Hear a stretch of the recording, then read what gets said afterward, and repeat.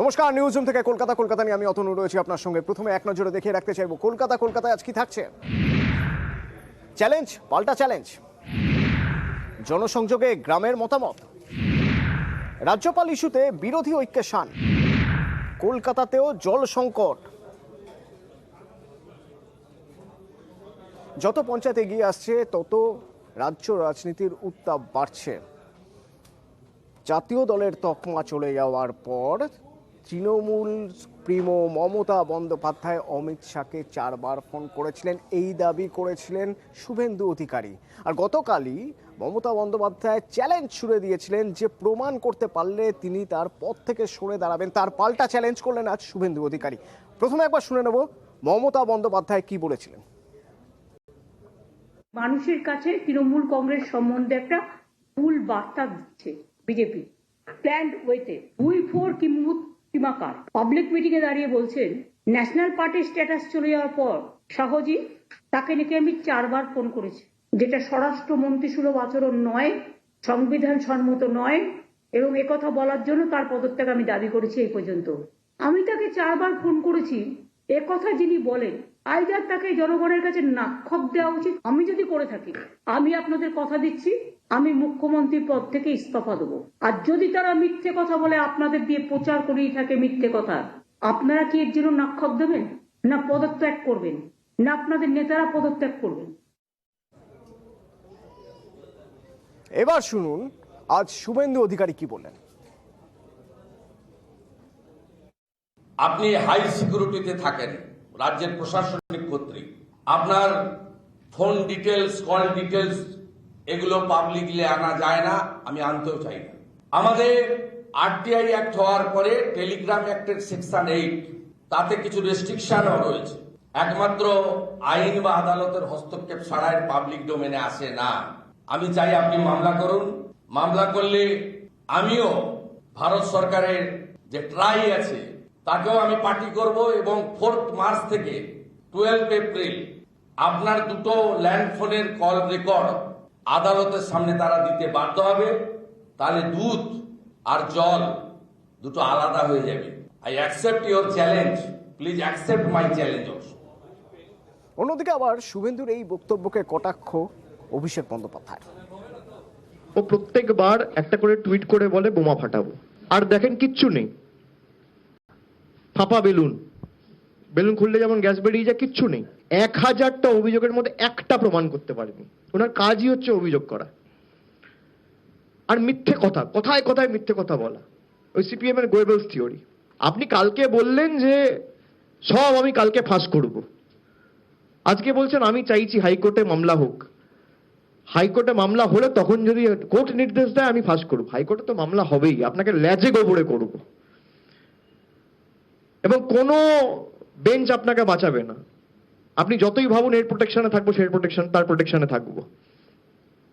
স্বরাষ্ট্রমন্ত্রীর মন্তব্য বিকৃত করেছেন মুখ্যমন্ত্রী, অভিযোগ করছেন শুভেন্দু অধিকারী। বলছেন অমিত শাহ কোনো সরকারি অনুষ্ঠান থেকে, কোনো সভা থেকে এরকম বক্তব্য রাখেননি। 35 আসনের কথা তিনি বলেছিলেন বিজেপির দলীয় সভায় বিজেপি কর্মী সমর্থকদের জন্য।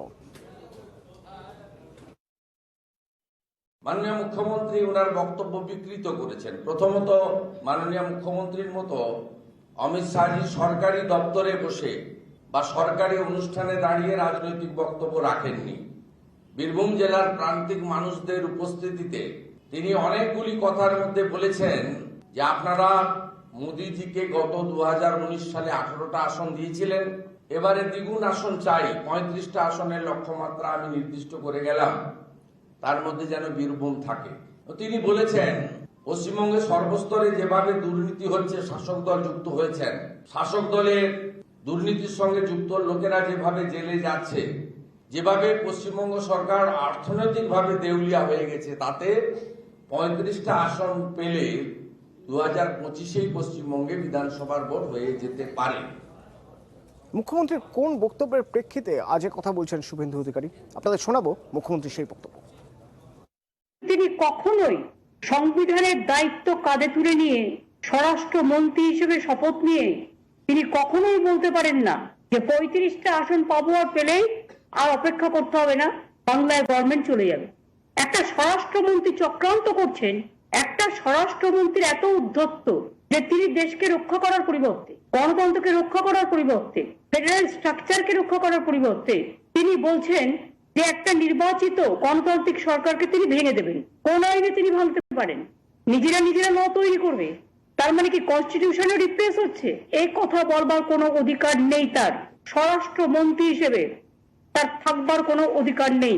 আমরা স্বরাষ্ট্রমন্ত্রীর পদত্যাগ দাবি করছি। নাম না করে গতকাল ফের শুভেন্দুর বিরুদ্ধে অভিযোগ তোলেন মমতা বন্দ্যোপাধ্যায়, যার পাল্টা আজ চ্যালেঞ্জ করেন শুভেন্দু। सबसे बड़ा भ्रष्टाचारी पार्टी तो आज बीजेपी ही है। पहले भैपाम केस का रिप्लाई देने बोलो। बीजेपी का कहने पे बहुत सारी लड़का लड़की को नकरी चला गया। अगर कोई गलती हो गया है तो रेक्टिफाई करने का मौका दीजिए। और जिन्होंने कहा है भ्रष्टाचार के सबसे बड़ा डाकू, अगर स्कूल में कोई भ्रष्टाचारी हुआ तो भ्रष्टाचारी का सबसे बड़ा जमींदार उन्होंने ही है। मालदा किसका पास में था? मुर्शिदाबाद किसका पास में था? मिदनापुर किसका पास में था? बांकुड़ा किसका पास में था? बीरभूम किसका पास में था? तो उनका पास आज सुनना पड़ेगा। আরেকটা চ্যালেঞ্জ ওনাকে আমি করছি আপনাদের মাধ্যমে। বারবার এসব পুরুলিয়া, বাঁকুড়া, মালদা, মুর্শিদাবাদ চাকরি গেছে প্রমাণ দেখান না, একটা ফাটা কাগজ দেখান না। আপনার পার্থ অপত টাকা সহ ধরা পড়েছে, কেষ্টত সম্পত্তি, বেআইনি সম্পত্তি সহ ধরা পড়েছে। জীবনের কীর্তি তো 3 দিন ধরে পশ্চিমবাংলার লোক দেখেছে।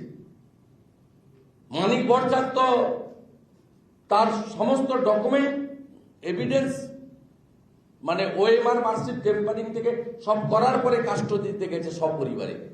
আপনি আমার বিরুদ্ধে বিধানসভার ভিতরে বাইরে বারবার বলেন পুরুলিয়া, বাঁকুড়া, মালদা, মুর্শিদাবাদ। আরে আপনি প্রমাণ করুন না। একটা বলছি তো একটা ফাটা কাগজ, এরকম একটা ছোট ছেঁড়া কাগজ দেখান না আমার প্রমাণ। মমতাকে উৎখাত করতে না পারলে রাজনৈতিক সন্ন্যাস নেওয়ার হুঁশিয়ারি দিচ্ছেন শুভেন্দু। আপনার কষ্ট হয়, কষ্ট তো হবে। আপনি অপরাজয়, আপনি আনচ্যালেঞ্জড। আপনাকে আমি হারিয়েছি, আপনি আমাকে হারাতে গেছিলেন, নিজে হেরে বাড়ি ফিরেছেন 1956 ভোটে। আমি আপনাকে চ্যালেঞ্জ করছি, কোন রাজ্যে আমরা বসবাস করি, যে রাজ্য ভাষার মাধুর্যে ভুবন খ্যাত, সেই রাজ্যের প্রশাসনিক চেয়ারে বসে বলছেন ভুঁইফোড় কিম্ভূত কি মাকান। এই ভুঁইফোড়ের কাছে তো আপনাকে হারতে হয়েছে 1956 ভোটে। আর আপনাকে প্রাক্তন মুখ্যমন্ত্রী যদি করতে না পারি, রাজনীতি থেকে সন্ন্যাস নেব, গণতান্ত্রিক ভাবেই করব। তৃণমূল নেতা কুণাল ঘোষ আমাদের সঙ্গে ফোনে রয়েছেন। কুণালদা, আপনি শুনলেন যে উৎখাত না করতে পারলে মমতা সরকারকে রাজনৈতিক সন্ন্যাস নেওয়ার কথা বলছেন শুভেন্দু অধিকারী, আপনার প্রতিক্রিয়া কি? মূল বিষয়টা হচ্ছে আজকে শুভেন্দু অধিকারী সাংবাদিক বৈঠকটা করেছিলেন কেন? শুভেন্দু তো রাজনৈতিক বৈঠকটা করেছিলেন যে মমতা বন্দ্যোপাধ্যায় অমিত শাহকে ফোন করেছেন বলে উনি যে অভিযোগ করেছেন তার প্রমাণ দেবেন বলে। তো আলটিমেটলি দেখা গেল গ্যাস বেলুনটা একেবারে শেষ, গ্যাসটি বেরিয়ে গেছে, কোনো প্রমাণ দিতে পারলেন না, উল্টে আরো 4টে হাবিজাবি কথা বলে জিনিসটা থেকে ঘুরে যাওয়ার একটা চেষ্টা করলেন।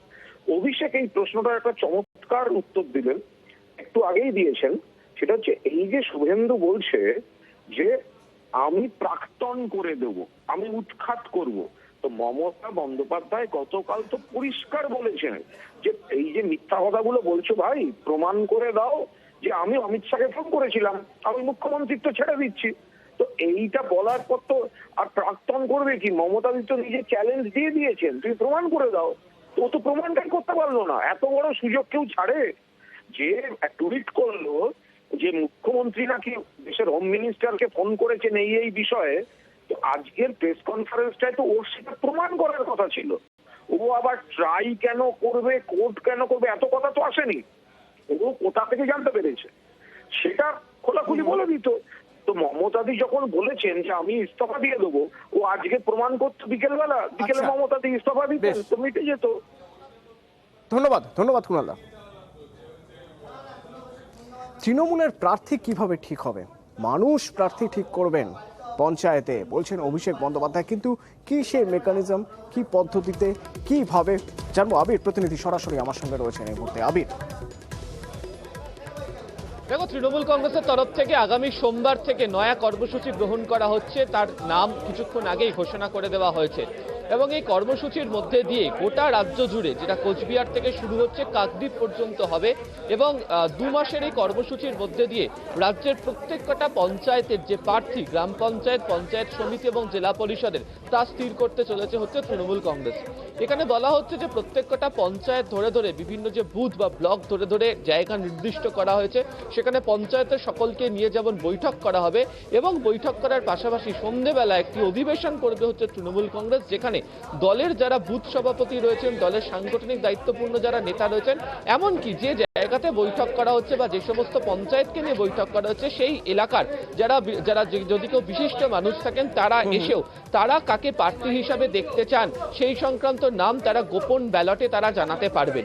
তবে এক্ষেত্রে যদি দেখতে পাওয়া যায় যে কোনো বিরোধী দলের কোনো ব্যক্তিকে, কোনো নেতাকে বা নেত্রীকে সেখানকার মানুষের পছন্দ এবং তার নামও যদি সেখানকার মানুষের কথার মধ্যে দিয়ে যদি উঠে আসে, তাহলে তার সাথে অভিষেক বন্দ্যোপাধ্যায় তিনি বলেছেন তিনি তার সাথে কথা বলবেন। তবে তিনি যদি সেই জায়গা থেকে ভোটে তৃণমূল কংগ্রেসের হয়ে লড়তে না চান, তাহলে বিকল্প ব্যবস্থা গ্রহণ করা হবে। এবং তৃণমূলের বক্তব্য, দেশের প্রথম তারা এই কর্মসূচি গ্রহণ করছে, যেখানে মানুষ যাকে প্রার্থী হিসেবে চাইছেন, এই কর্মসূচির মধ্যে দিয়ে তাকেই প্রার্থী হিসেবে বেছে নেওয়ার যে প্রক্রিয়া, তার সোমবার কোচবিহার থেকে শুরু করছে তৃণমূল কংগ্রেস। ধন্যবাদ। প্রেসিডেন্ট থেকে শুরু করে, জেলা পরিষদ মেম্বার থেকে শুরু করে একদম বুথ প্রেসিডেন্ট অবধি সবাইকে সেই ক্যাম্পে অধিবেশনে ডাকা হবে। এই অধিবেশনে প্রথমবার তৃণমূলের প্রত্যেকটা বুথ সভাপতিকে ডাকা হবে। সমাজের গুরুত্বপূর্ণ ব্যক্তিত্ব যারা রয়েছে তাদেরকেও ডাকা হবে। বিশিষ্ট সমাজসেবক যারা রয়েছে তাদেরকেও ডাকা হবে। এক এক দিন ক্যাম্পে 3000-4000 করে লোককে ডাকা হবে এবং তাদের সাথে আমি কথা বলার পর গোপন ব্যালটে তাদের ভোট নেওয়া হবে। গোপন ব্যালটে। সেই কর্মসূচিটার নাম হচ্ছে গ্রাম বাংলার মতামত। আপনি গোপন ব্যালটে ভোট দেবেন যে আপনি কোন পঞ্চায়েত থেকে আসছেন এবং কাকে প্রার্থী হিসেবে আপনি আগামী দিন আপনার বুথ থেকে বা আপনার পঞ্চায়েত বা জেলা পরিষদ থেকে দেখতে চান। বিজেপি বিরোধিতায় ইস্যু রাজ্যপাল। অবিজেপি রাজ্যগুলির রাজ্যপালের ভূমিকা নিয়ে যেখানে প্রশ্ন উঠছে, সেখানে একজোট হওয়ার কথা বলছেন মমতা বন্দ্যোপাধ্যায় অবিজেপি রাজ্যগুলিকে রাজ্যপালের ভূমিকা নিয়ে। আর সেজন্যই তামিলনাড়ুর মুখ্যমন্ত্রীর সঙ্গে ফোনে কথা মমতা বন্দ্যোপাধ্যায়। বিজেপি বিরোধিতায় শান। এবার রাজ্যপাল ইস্যুতে বিজেপি বিরোধীদের একজোট করার চেষ্টা মমতা বন্দ্যোপাধ্যায়ের। তামিলনাড়ুর মুখ্যমন্ত্রী এম.কে. স্ট্যালিনের সঙ্গে ফোনে কথা মমতা বন্দ্যোপাধ্যায়ের। এরপর তামিলনাড়ুর মুখ্যমন্ত্রী স্ট্যালিন টুইটারে লেখেন, পশ্চিমবঙ্গের মুখ্যমন্ত্রীর সঙ্গে ফোনে কথা হয়েছে। অবিজেপি রাজ্যে রাজ্যপালদের অগণতান্ত্রিক কাজের বিরোধিতায় যেসব পদক্ষেপ করা হয়েছে তাকে সমর্থন জানিয়েছেন Mamata Bandyopadhyay. That's all the chief minister's realm, I don't understand. Modi সরকারের নিয়োগ করা রাজ্যপালদের বিরোধিতায় অনেক রাজ্যেই সরব বিজেপি বিরোধীরা। তাদের নেতৃত্বের গলাতেও একই সুর, অর্থাৎ রাজ্যপাল ইস্যুকে সামনে রেখেই বিজেপি বিরোধিতায় শান। রাজ্যপাল ইস্যুকে কেন্দ্র করে অতীতেও কিন্তু বিভিন্ন জায়গায় কেন্দ্র এবং রাজ্যের মধ্যে সংঘাত ঘটেছে। প্রত্যেকটা স্টেট তার নিজস্ব শর্তে চলে। সেই জায়গায় রাজ্যপাল এমন একটা ইস্যু, যে ইস্যুতে প্রত্যেকটা রাজ্যই প্রায় কম বেশি ক্ষুব্ধ বা বিক্ষুব্ধ। সুতরাং এই ইস্যুটা একটা কমন ইস্যু। সুতরাং কমন ইস্যু এটা এমন একটা ইস্যু যেখানে সবাই এক ছাতার নিচে বা এক প্ল্যাটফর্মে আসতে পারবেন বলে অত্যন্ত কৌশলী চাল চলেছেন মমতা বন্দ্যোপাধ্যায়। নিউজ 18 বাংলা। পরীক্ষায় সেরা ফল করতে হলে শ্রী দেবাশিস মৌলিক সম্পাদিত একাদশ ও দ্বাদশ শ্রেণীর সর্বশ্রেষ্ঠ সহায়িকা প্রান্তিক, ছাত্রছাত্রীদের প্রকৃত বন্ধু।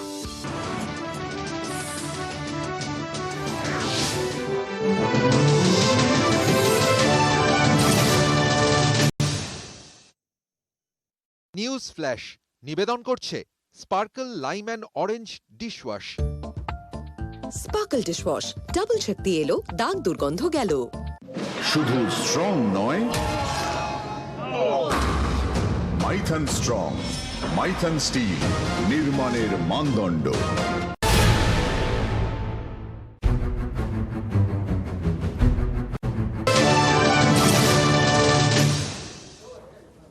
জলের সংকট, তাও খাস কলকাতায়।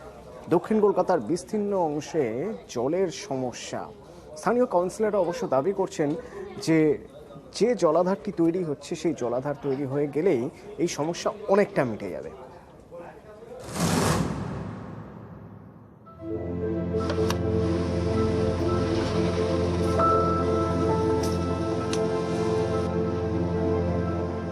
একে গরম, তার উপর পানীয় জলের অভাব, জলকষ্ট দক্ষিণ কলকাতার একাংশে।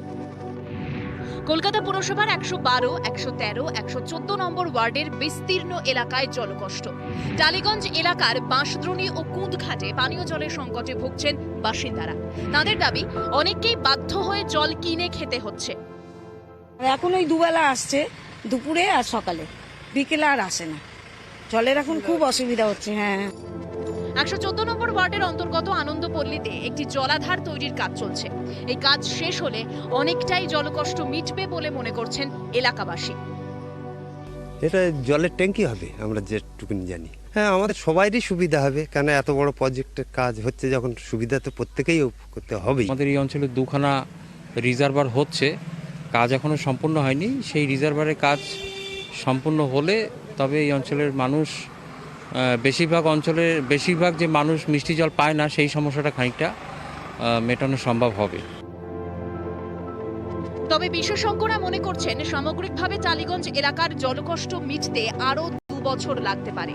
কারণ ঢালাই ব্রিজের কাছে একটি ওয়াটার ট্রিটমেন্ট প্ল্যান্ট তৈরি করছে পুরসভা। তবে সেই কাজ শেষ হতে আরও 2 বছর লাগতে পারে জানাচ্ছে পুরসভা। ঢালাই ব্রিজ গড়িয়াতে, ওখানে একটা আমাদের ওয়াটার ট্রিটমেন্ট প্ল্যান্ট তৈরি হবে। খিদিরপুর থেকে তার জলের লাইনটা যাচ্ছে, সেটা আলটিমেটলি সোনারপুর যাবে, 10 মিলিয়ন গ্যালন ওখানে দেবে। ওই কাজটা হতে লাগবে, এটা পরের বছর এই কাজটা হয়ে যাবে। কলকাতা পুরসভার জলাধারের কাজ থমকে আছে, আর তাই বিপাকে দক্ষিণ কলকাতার বাসিন্দারা। তাদের পানীয় জল কিনে খেতে হচ্ছে। এই জলাধার সম্পূর্ণ হলে এলাকার পানীয় জলের সমস্যার সমাধান হবে। ক্যামেরায় বিপুলের সঙ্গে বিশ্বজিৎ, নিউজ 18 বাংলা। পরীক্ষায়